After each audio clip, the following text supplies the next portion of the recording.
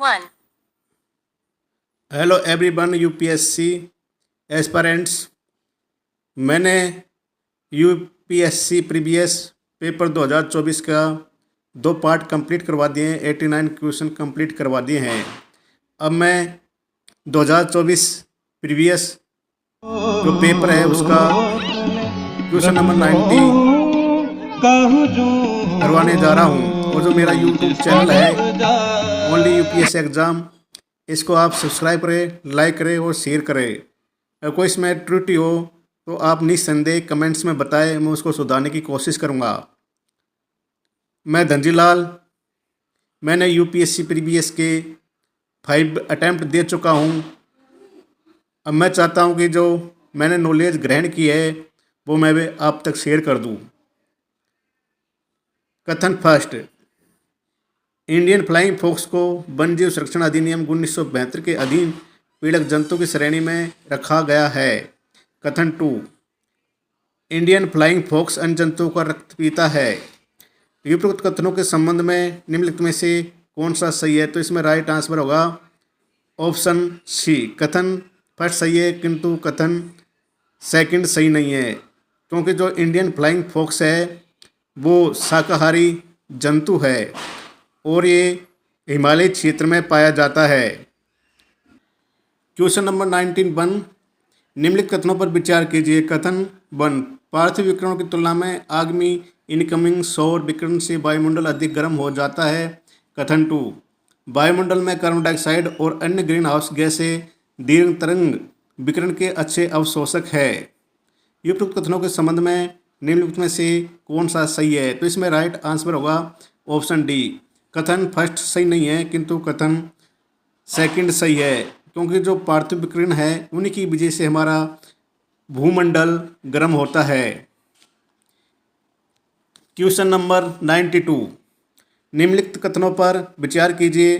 कथन 1, भूमध्य रेखा इक्वेटर पर सौरमंडल की मोटाई ध्रुवों की तुलना में बहुत अधिक है। कथन 2, भूमध्य रेखा इक्वेटर पर प्रबल संवहनी धाराओं द्वारा ऊष्मा को अधिक ऊंचाई तक ले जाया जाता है। उपरोक्त कथनों के संबंध में निम्नलिखित में से कौन सा सही है? तो इसमें ऑप्शन ये सही है। कथन 1 और कथन 2 दोनों सही है तथा कथन 2 कथन 1 की सही व्याख्या करता है। इसमें साथियों जो भूमध्य रेखा पर है वहाँ पर सौरमंडल की मोटाई अधिक होती है। क्यों होती है?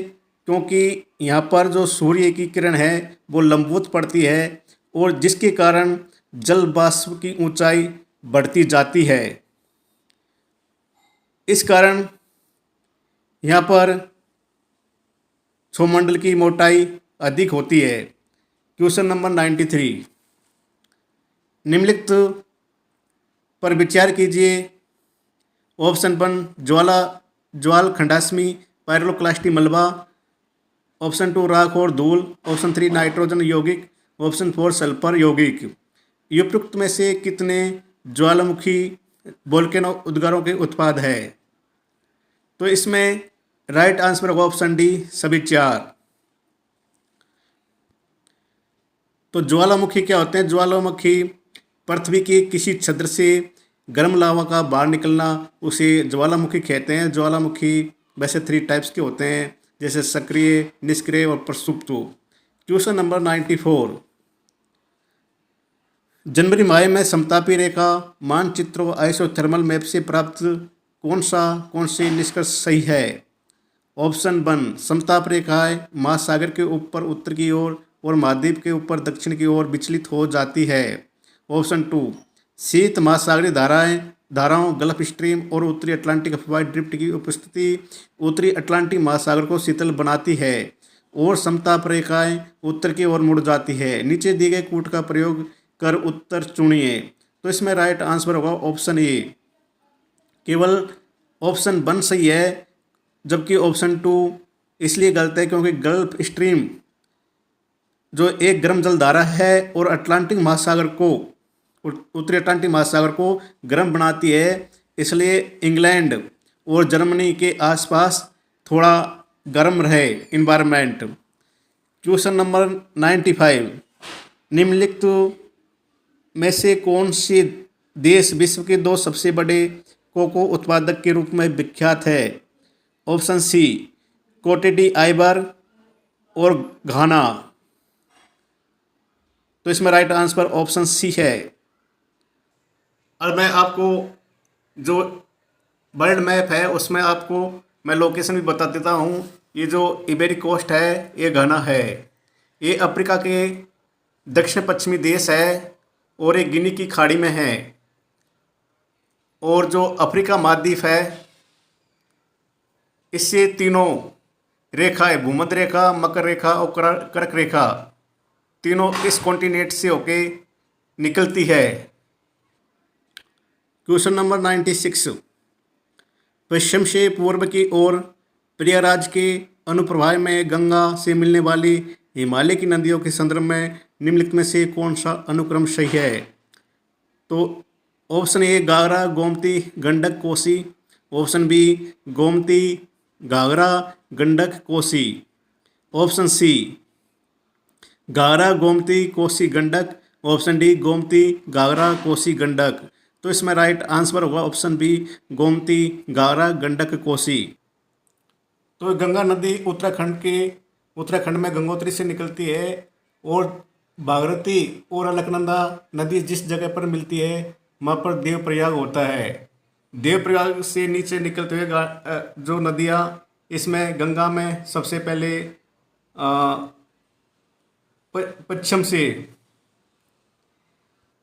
से या अपनी बाईं ओर से जो सबसे पहले जो नदी मिलती है वो रामगंगा है। रामगंगा के बाद में गोमती है, गोमती बाद घाघरा गंडक कोसी। फिर ये बांग्लादेश में आ जाती है नदी और बांग्लादेश में इसको पद्मा के नाम से जानते हैं। और जो ब्रह्मपुत्र नदी आती है उसको जमुना के नाम से जानते हैं। और उसमें से जो नदी मेघना आती है वो मेघना नदी में जमुना और पद्मा दोनों नदी मिल जाती है। और दाईं तरफ से सिर्फ इसमें गंगा में यमुना नदी मिलती है। तो कभी क्वेश्चन भी पूछा जाता है कि गंगा की सबसे बड़ी सहायक नदी कौन सी है? तो यमुना सबसे बड़ी सहायक नदी है। Question number 97। निम्नलिखित कथनों पर विचार कीजिए। कथन वन चट्टानों के अपक्षय के कारणों में से एक कारण वर्षा है।